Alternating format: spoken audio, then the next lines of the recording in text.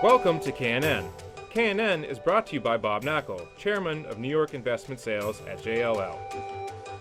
Hi, I'm John Hageman, Managing Director at JLL. Welcome to KNN.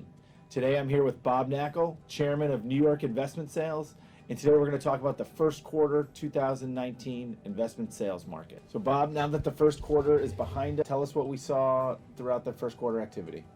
Well, Hags, you know, I anxiously await the statistics every quarter, like a kid on Christmas morning. And this time I felt like I got a lump of coal in my stocking. You know, coming out of 2018, we were in really great shape. We had the dollar volume of sales increase for the first time in 3 years.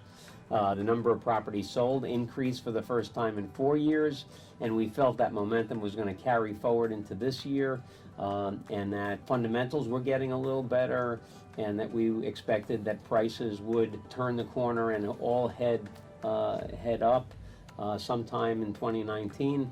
And what we've had is that values have creeped up a little bit in some of the product types, but generally we had a very, very disappointing quarter in terms of the volume of sales. So Bob, you mentioned volume of sales. What did the numbers look like throughout the first quarter?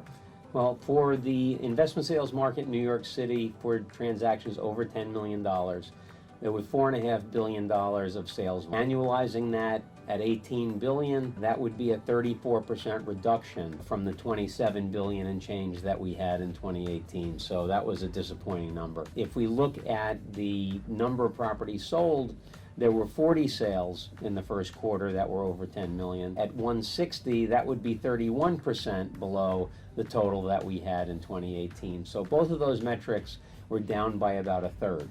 So Bob, why don't you tell us why you think that occurred, and is that indicative of some weakness that we're seeing in the market currently? Well, I don't think it's really indicative of weakness. I think what we're seeing in the market is that the impact of rent regulation renewal is causing a decoupling of the multifamily sector from the rest of the market. I actually think the rest of the market, all product types, but for multifamily are doing very well. I think that the pending rent regulation renewal has a lot of buyers concerned about what that's going to look like. A lot of our clients, as you know, have put that buying decision on pause for the time being, and values are down a little bit in the multifamily sector with the anticipation of these onerous renewal laws that are going to be very pro-tenant, very anti-owner.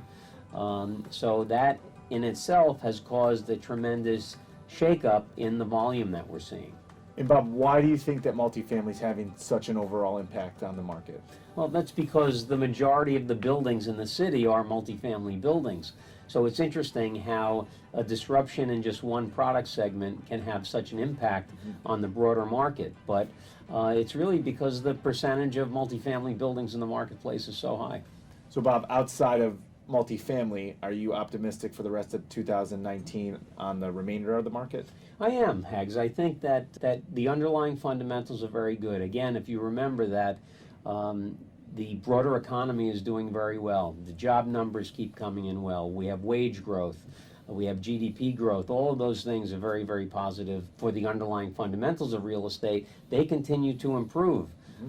We have great leasing activity. There's positive absorption. And if you look at office buildings, for instance, in the first quarter of 2019, office building values rose by 6% from last year. So I'm very optimistic about where the market's heading for the rest of the year. We have to figure out what's going to happen with multifamily. But in the meantime, we keep chugging along, and again, a relatively optimistic perspective for the balance of 2019.